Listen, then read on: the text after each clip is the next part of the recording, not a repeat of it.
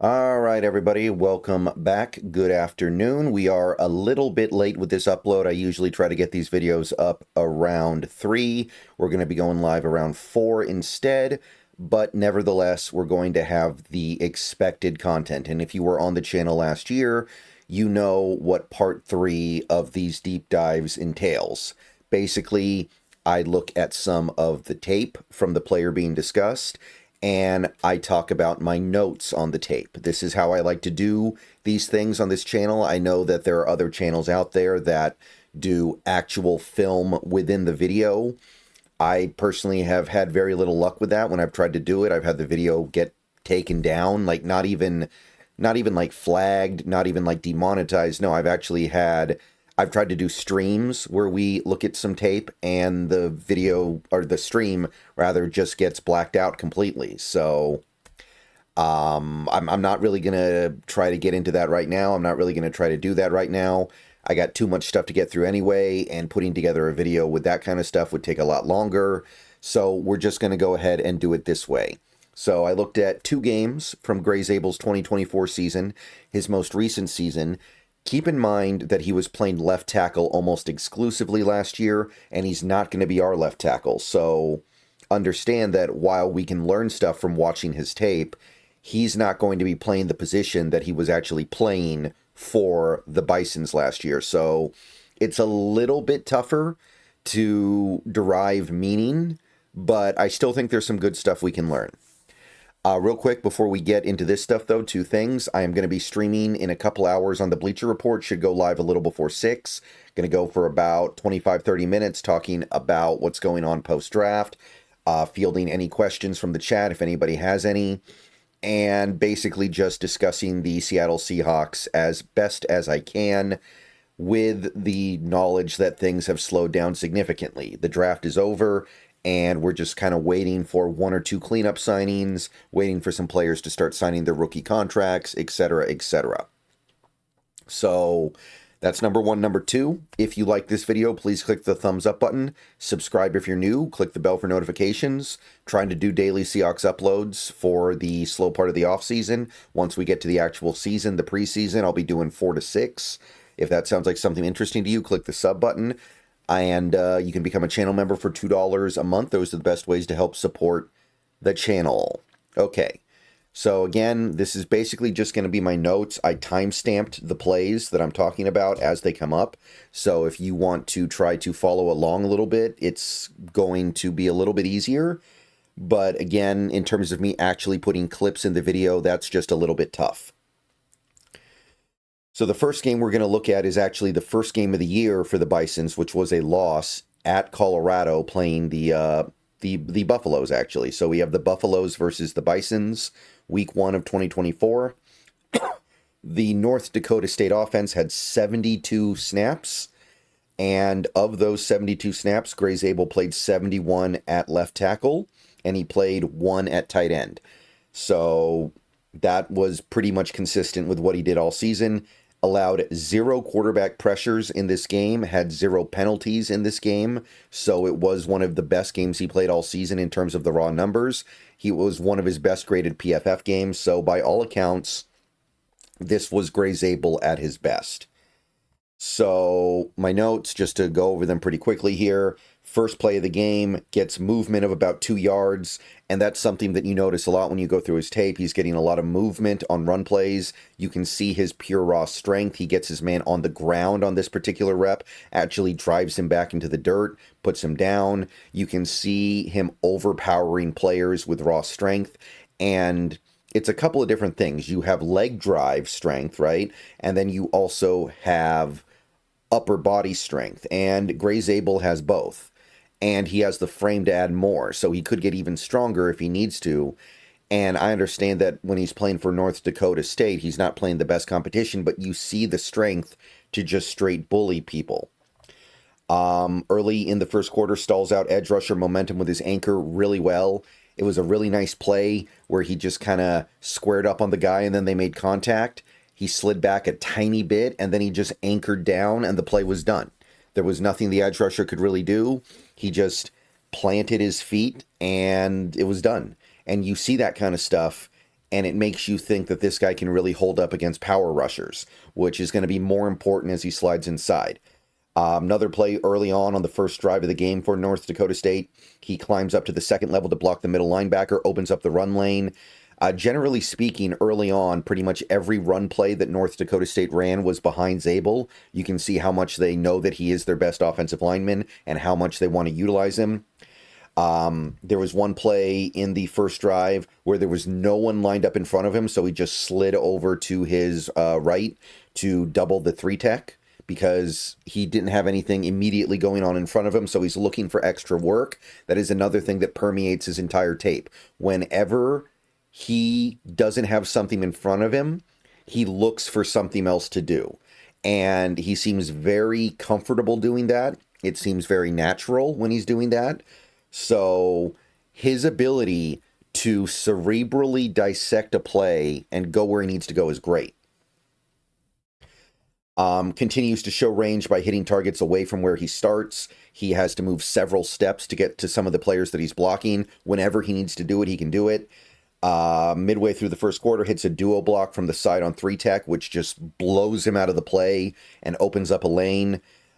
Just again, understanding that there's no edge rusher he needs to concern himself with. He understands the nature of the play. So he and the guard to his left hit a duo block on the 3-tech, which generates big knockback. Excuse me. Another play, a little bit later, he blocks two men on the same play. And it's not like a typical play where you're blocking two guys where you're going up aggressively trying to run block. This was actually more of a traditional pass rushing snap where he initially engaged with one guy and then he realized the other guy was blitzing, so he just slides over very quickly, very early in the rep to make sure he picks up that guy as well. He needs to stall out both of their momentums so they're delayed in getting to the quarterback. And he passes off the initial guy, and that kind of stuff you look at and you think to yourself, man, that stuff is going to translate well to the NFL. Teams like the Rams are going to constantly be throwing stuff at you because that's the way they like to play football. This is a guy who seems well prepared to take care of that stuff. Shows workable pass rush slides to protect his outside edge. Again, this is going to be mitigated by him playing on the inside, but he does have the ability to slide as a pass rush protector, a pass protector to protect his outside. It's not great. I don't think he'd ever be able to do it at an NFL level as an edge protector, but as just a inside guy, it's good enough. There was one play, 6 minutes left in the first quarter, get some help from a running back chipping the edge rusher. I think there were a couple plays where he got help from a chip block in this game, which I think does reflect on some level the fact that they know that he's got some limitations that require some help, like the shorter arms, like the less than ideal tackle skill set. And against a team like Colorado, not that they have a great defense, but they do have more NFL level talent compared to most of the teams that North Dakota State plays. They need to cover for that. Throws a low block as the weak side blocker on a goal line run play. You know, that thing where you just kind of go with their legs and you just try to chop them out from underneath because you don't need to long-term block them. You just need to get them down and slow them down so they can't get involved on the play. So he was able to do that effectively. Looked good doing it. Another duo block from the side to open up a run lane for a play.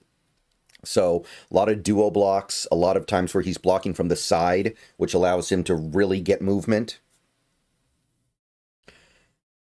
Give some ground on a power rush, but not enough to disrupt the quarterback. You can see him kind of getting pushed back by a power rush, which I think comes back to his base being a little too narrow sometimes when he's trying to pass protect. But he's still able to recover just enough to keep the quarterback from actually being disrupted. Near the end of the first quarter, gets another chip from the tight end, and he's able to anchor down to halt the momentum after picking up that chip from the tight end. Initially, it looked like he got beat, but he did a pretty good job recovering. Early in the second quarter, there was a play where I thought he gave up his inside shoulder, and he almost got beat inside, but he was able to recover just enough to keep the play alive. You can see his athleticism and his recovery skills on reps like that. And by the way, on that play where he almost got beat inside, his man actually lined up off sides. So the guy had a head start and he still wasn't able to actually beat him. His ability to anchor down after initial contact stands out on another play early in the second quarter. And on this play, you can actually see him glance inside before picking up the edge rusher. He wants to make sure that the guy on the inside is taken care of. He wants to make sure that there's nothing going on to his right before actually picking up the edge. Because if there's something going on inside that might actually be more important, he picks that up than the edge rusher. So constantly showing awareness of what's going on. Gets 2 yards of knockback on a quarterback keeper behind him. Again, North Dakota State loves running behind him. Climbs to the right through traffic to lay 2 blocks for a run. So you see him climbing up to the next level. You see him hitting multiple blocks on various plays. This is something that comes up a lot, and it's great to see. There was one play about midway through the second quarter, seems to whiff on his duo block on the 3-tech, allowing penetration. So I think he just missed, and you can see some of the stuff people talk about with him being a little bit out of control at times. Not often, but it happens every now and then. He gets an inside move from an edge rusher. The edge rusher fakes outside, tries to go inside, and he just kind of escorts him into traffic to kind of neutralize him. And then he immediately picks up a second man right after on this rep midway through the second quarter. Really good rep. He gets beat outside after a chip block, which didn't look very good on the tape. It might have been by design, though, because the play was going elsewhere. I'm not sure. Hard to know these things, but I do think he got beat on a play midway through the second. A little bit later, I thought he picked up a twist really well. Twist right in front of him smoothly without issue. You can see his understanding of how to go from one blocker to another. There was a run play with about 2:41 left in the second quarter where he generated, I thought, almost 3 yards of pushback. So that continues to come up really well. Another side block on a linebacker clears out space for a big run play. So you can see him really understanding angles, really understanding how to position his body relative to the play to actually get the right block that he needs. Near the end of the second quarter, I thought there was one play where he lost his engagement. His latch got detached on his man, which resulted in a ruined third down run. It was a play that seemed to be because he won the rep and then lost it, which you don't see a lot with him, but I did see it on that rep. Third quarter, early in the third quarter, it's away from the play, but I do think he got stacked and shed out on a play, and you can see the struggles that he will occasionally have because of his lack of length. Climbs up to hit a blitzing linebacker before he gets up to the line. You can see his measured aggression on a play like that, which I think is really good to see, really encouraging. He actually climbs up to the linebacker, and the linebacker never even gets past the line of scrimmage. There was another play not too long after. I thought he gave a lot of ground on an outside edge rush, but he was just barely able to guide him past the quarterback. I thought that he was initially leaning inside. He was kind of doing that thing where you lean at the waist a little bit, and because of that, he almost got beat, but he was able to recover just in time. Much later in the third quarter, he takes a false step inside on an outside rush, which ended up almost getting him beat, but he recovered in time to do an okay job protecting the edge. Again, these are things that are going to get better as he's taken out of that tackle role. They use him as a battering ram in run blocking on third and short. Routinely, he's generating knockback and pushback on rundowns, clearing out those lanes and holes so they can pick up a few yards in run blocking. Another play with about 5:39 left in the third quarter. Really comfortable making decisions on blitzes. Really good at understanding what needs to go where and where he needs to be to pick up a blitz. Lateral agility to move inside his man and then block him. I thought there was one play where I thought he did a really good job going from the outside of his man to the inside and then turning to block him so that the run play could actually be cleared properly. And as this game goes on, despite his lack of length, you see him protecting his outside edge fairly well, I think. I don't think it's a big problem. There was one play later in the third where I thought he did a really good job hitting a 3-tech with a side block that was very powerful and just clearing him out of the play. However, you do see one of his weaknesses with about 2 minutes left in the third quarter. He gets beaten badly by speed to power. I don't know why PFF did not consider this a pressure allowed, but the quarterback was running for his life. You can see the problems with his short arms because the rusher is able to get into him before he can get into the rusher. And that's going to be something that he will struggle with from time to time. The speed to power guys are going to have quarterbacks getting under duress, I think. Climbs up to block a linebacker on a running play on a mid fourth quarter. Pretty much exactly middle fourth quarter. He looked good in space, so that continues to be a strength of his as I look at this tape. But he doesn't get enough power to knock him off the play, and the linebacker does end up getting involved. So that was just a play where I felt like he didn't get enough oomph in his block. Good stout pass protection against an edge trying to get to the outside. There was one play with about 5.5 minutes left that I really liked, where the man right in front of him dropped into coverage, like the edge rusher actually dropped into coverage, and Zabel didn't miss a beat. He immediately seeks out a new responsibility, immediately seeks out another guy to block. So very cerebral, very smart, always looking for extra stuff to do. The play he lined up at tight end was a 4th and 1, where he lined up on the right side with about 4:44 left, and they did run behind him, and he cleared out a big hole. So he did his thing. You can see that North Dakota State knows where their bread gets buttered, and they wanted to run behind Zabel on a very important play. Had another play with about 3:26 left where he blocked 2 guys on a twist. He was able to pass one guy off and pick up the other guy without allowing the quarterback to get disrupted early. 2:30 left, he gets his man on the ground by using his imbalance against him. One of those plays where you just kind of guide your man into the ground and then you just don't let him get back up. It's one of those plays where an offensive lineman is really just feeling it and he takes advantage of stuff. And then there's one play in basically the panic drive for North Dakota State where they're desperately trying to hit a Hail Mary, where there was another twist, and I thought he did a really good job picking it up. So that stuff comes to him very naturally. So that's a good set of tape for him. I did look at one other game. It's not nearly as interesting, but I looked at the Missouri State Bears game in week 12 of last year, which was a game I wanted to check out because he actually did allow one quarterback pressure in this game, and he also had 2 penalties, even if only one of them was accepted. So this was a rougher game for him, and I wanted to take a look at it to get a feel for it. It's also against a much weaker opponent, which is interesting. So one thing that I didn't see a lot of in that first game against Colorado was him really being on the move, him blocking for outside zone, him blocking outside the hash marks. There wasn't a ton of that. This game had a little bit more of that, which was great. That was one thing I was really hoping to see from this game.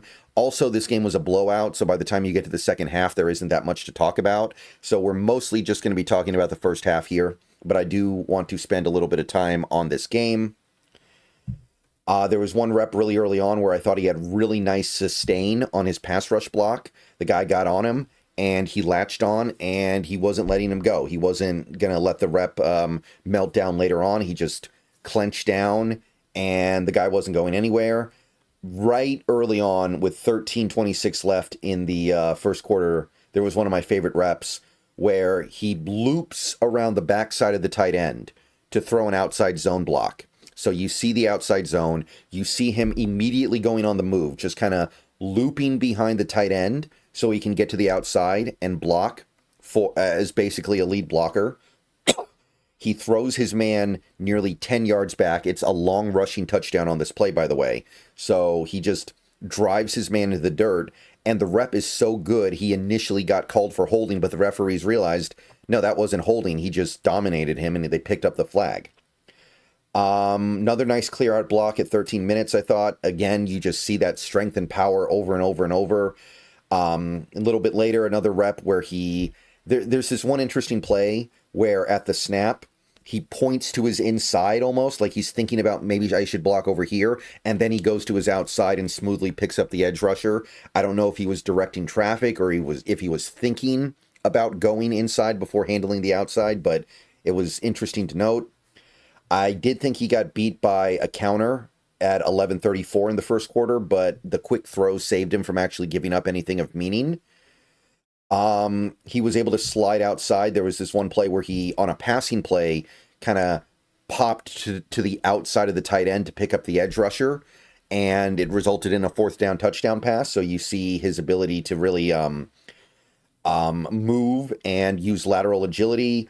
A little bit later in the first quarter, he climbs to a linebacker to look for work and clears out a run lane. You can see that ability to hit that second level block. There was one really nice play where I thought he blocked 3 different players as he was climbing up the field. His initial guy, the next guy, and then the guy after him. 5-10 yards downfield, he's still blocking as a lead blocker, basically. Another chop block with 5:16 left in the first quarter. Again, he's the weak side blocker. He's just trying to disrupt him, so he just goes low and slows him down. There was one play where it looked like he was blocking 2 guys at once and almost single-handedly opened up the run lane by himself. More climbing to the second level, more throwing multiple blocks. You see this over and over and over again. You can see his desire to finish his reps strong and keep getting pushed back and just dominate as a player. So he's not a finesse player just because he's athletic. He clearly wants to be the aggressor in these situations, and it is great to see. Late in the first quarter, though, we get to his penalty. It was a holding call, and what happened was he was climbing to the second level to block a linebacker to clear a route for a running back, and he missed.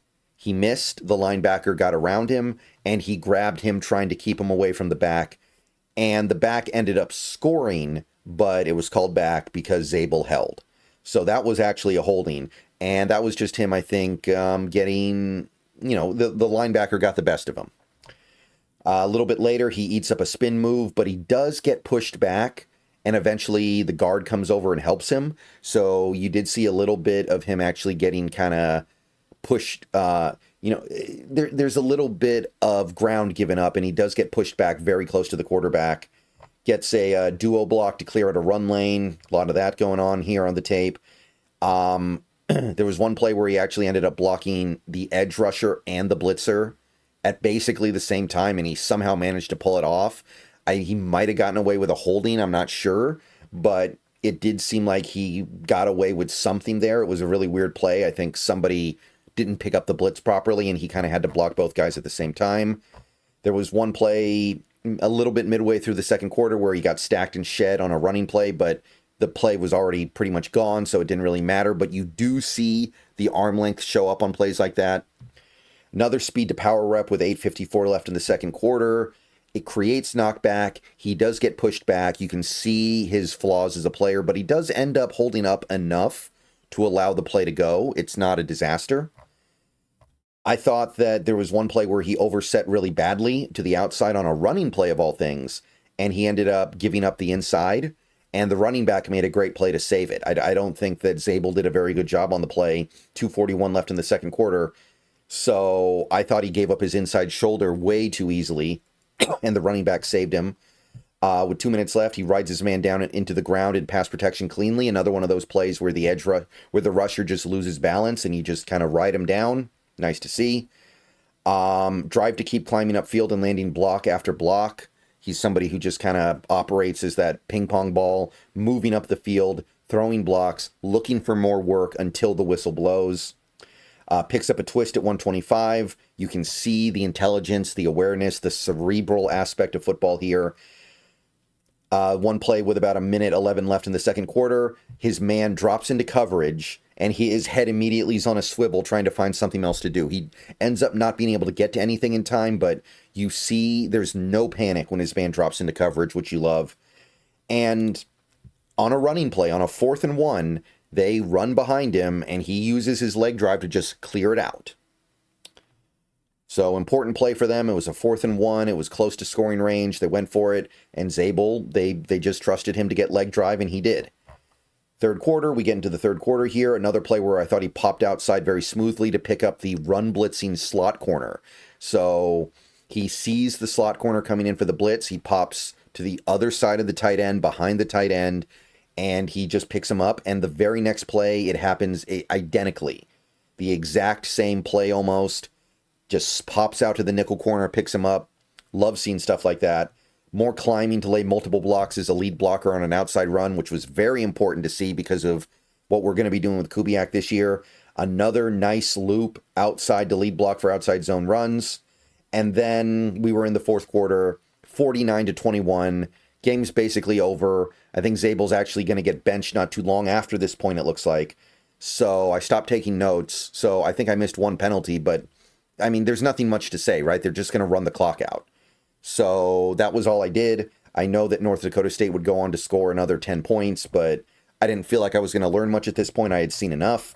So that was my tape evaluation of Gray Zabel. You can see all the good stuff. You can also see some of the concerns. So it was a pretty good look at him as a player. But again, he's not playing the position. He's going to be playing in the NFL, and he is going to be playing much better competition. Colorado does not have a great defense last year. There wasn't a ton going on their side of the ball there that would have mimicked NFL-level talent, and certainly not with the Missouri State Bears. All right, I'm going to go and get out of here. I'm going to get this video up a little bit after 4. Again, Bleacher Report stream tonight. See you guys later. Go Hawks. Everybody have a great day.